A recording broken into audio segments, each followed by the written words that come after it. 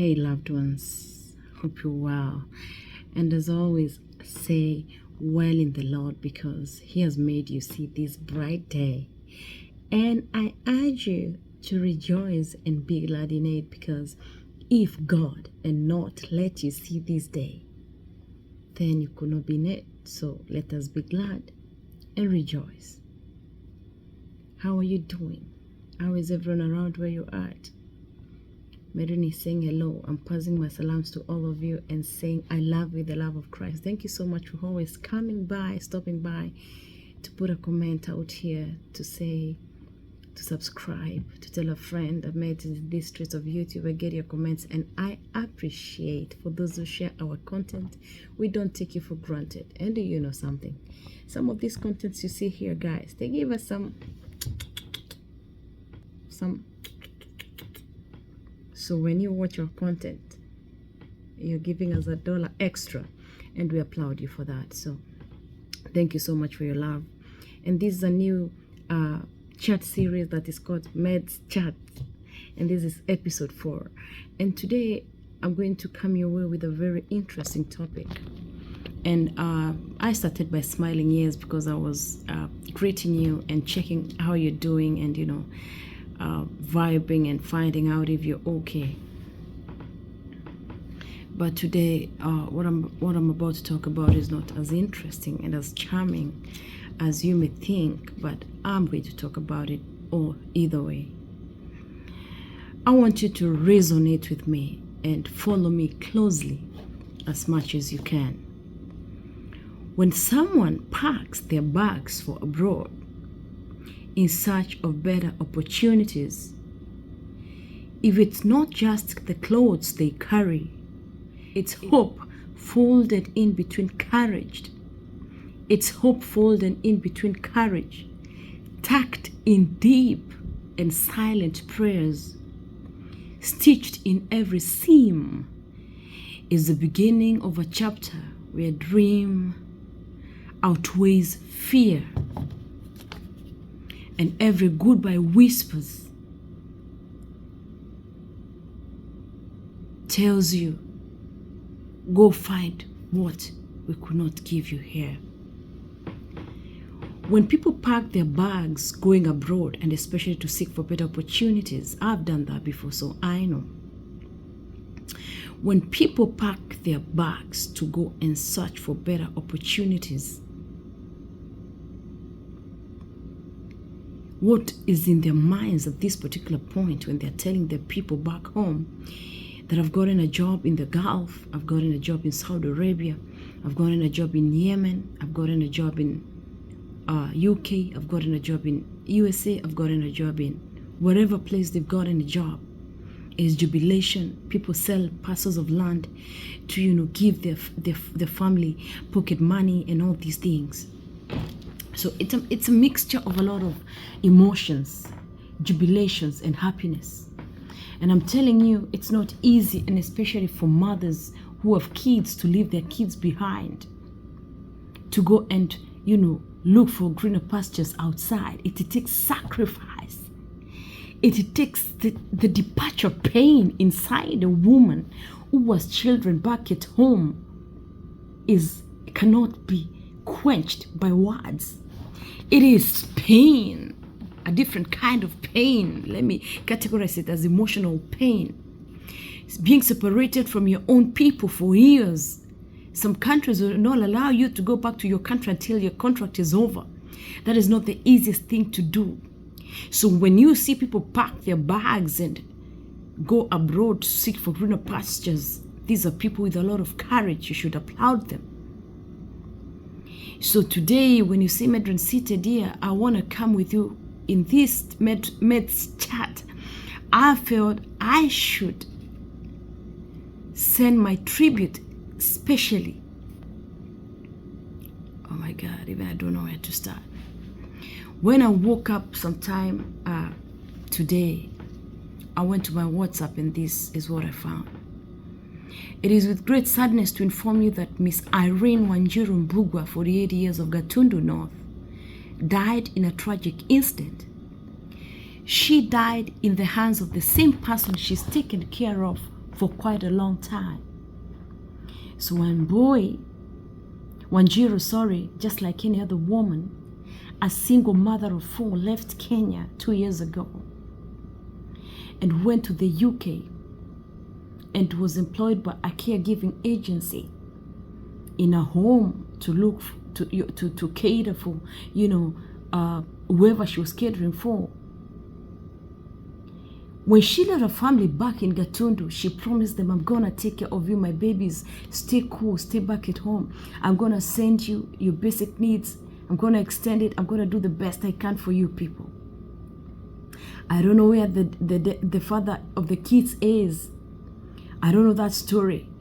But I'm thinking maybe since she's got a single mother of 4, I'm tempted to think the father is nowhere in the picture. That's a story for another day. So this woman has looked for money and paid an agency perhaps back home like many people do, and gotten a job in the UK where she goes to work for an agency that employs her in a job and gives her security and tells her it will be okay. I'm imagining her in the UK, and each and every month, each and every week, she communicates with the children. And she promises, like Harmonize sings, nitarudi, mama nitarudi, watoto wangu niwalete kile nitapata. I mean, she's working day and night to ensure that the kids are in good schools. I heard the CEO of Diaspora TV, Jeremy Damaris, if you know him, give a story of how people work abroad tirelessly to ensure that they keep people back home comfortable. And I'm imagining Wanjiru Mbugua is one such case. And one day she comes to work as usual, and she works for the very person she's worked for in day out. And when the hours are done and she's about to change a shift, the worst happens. She never changes a shift, only to realize that she was killed in the same arms of the person she was taking care of. Brethren, sisters and brothers, this is heart-wrenching. When I read this story this morning, I was like, oh my God, this happened. But since it is not your sister, I know you just think that's another statistic. But I'm telling you, the family of this lady are in agony. The kind of pain they're going through, it's unimaginable. You cannot explain the kind of pain this family is going through right now. When people leave home and they go to work abroad, there's a lot of expectations in that circle. A lot is expected of them. A lot is expected of them to deliver, either directly or indirectly, to different people in the quarters of extended family, nuclear, and whatever. They go through quite a lot. Things they may or may not tell you happen in their lines of work. But they do what they can best to ensure that they give the best back home. But this one suffers in the hands of the very person she's been taken care of. Oh my God, when I read this, my heart just shrunk. In March 2025, 2 Kenyan men lost their lives in a tragic fire in Sharjah, United Arab Emirates. Ian Dungu Muigai, Kennedy Kamau Wangari, Benjamin Kiyoko Dunda. These are young men who went to fend for their families. You know, they were young men, Generation Z. And an accident happened and they lost their lives. These families, when they were receiving these bodies back home, the kind of agony, the kind of pain, my brother, my sister, you cannot explain it. These people come to Gulf or to wherever countries they go to. You work in day out and you send money back home. Of course, you're counting among the diasporians who send money back home, you know, repatriate resources back home. And now your body is being repatriated in a bag back home. It is some of the saddest news any parent would want to receive. So when I read the story of Wanjiru Mbugua this morning, I said I would come here and send my tribute to this family. and any other family that has sent to receive these wooden coffins in the airport, in circumstances that they don't understand, their children succumbed to in whichever country they would find themselves. My heart goes out to you. I send my condolences, and my heart goes out to these families, and I feel like I should pray that the God of heavens gives this family tolerance. It is not easy. I've lost a close person, and I've always said on this platform that unless you've lost a close person, to you it is a statistic. But the person who is touched directly, it is an agony, there is a pain that does not leave the hurt.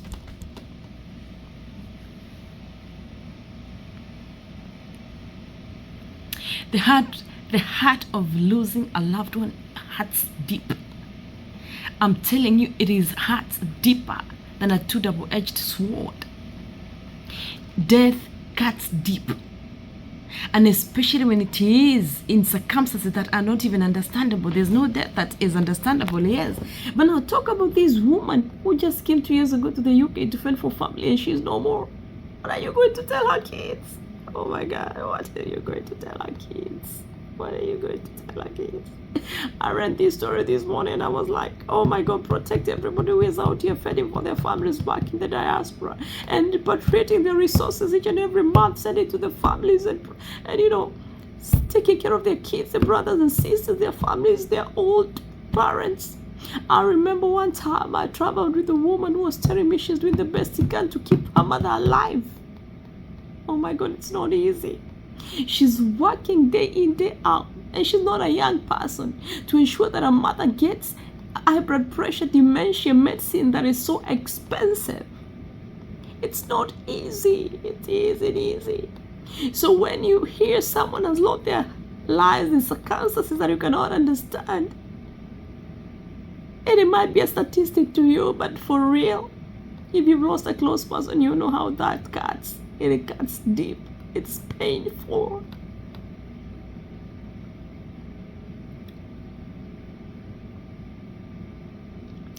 Hardworking single woman. What are these children going to do? They've been receiving money every month from their mom. They've been receiving money to do CBC, which is very expensive, every month from their mama. What's gonna happen? What? I know they say there's no death that is untimely, but what's gonna happen? What? Oh my God, these things are deep. Moment of silence.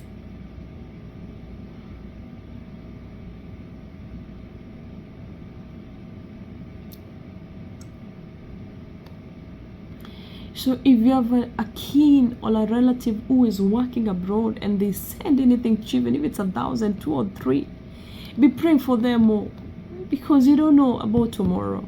This was an innocent, beautiful woman who went to work just like any other person would leave the house and go to work, or their quarters or their dorms or their wherever she was staying. And she hoped that she would come off the shift, but she never returned. We may never know exactly what happened, like the same lady who died in Yemen. We will never understand who killed that lady up to date. But the family will live in agony and agony and agony for the days to come. It's not easy, my dear brothers and sisters. This case, hope it's gonna be investigated, and hope something is gonna be released, at least for the family to have a closure. I said my condolences to these families and other families that have been affected by these deaths. Receiving a box coffin at the JKA airport in Nairobi has never been an easy thing. I know for you it's a statistic you may never understand, but them that have experienced this live and direct, they will tell you it is the hardest thing to do, let alone going to a morgue to pick a dead corpse.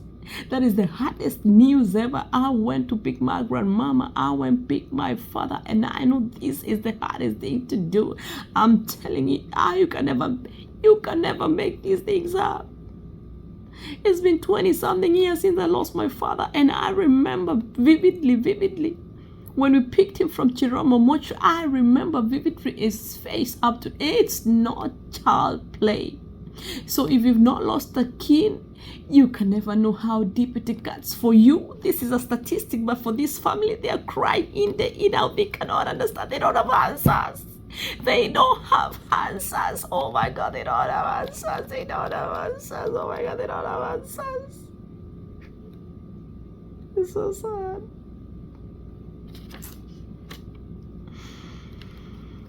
She packed her bags to go abroad to search for better opportunities. She was stuck in deep thoughts and silent prayers. She thought that she would catch a new dream and help her children. And she was telling herself, I'm going to look for what I could not find back home. But look, everybody's going to return home as a corpse in cargo. Oh my God. It's not easy. I pray for everyone who is working in the diaspora and sending money back home. May God protect you. May God protect you. May God protect you. May God protect you. May God protect you in the name of the Father, the Son, and the Holy Spirit. Amen. See you next time, guys.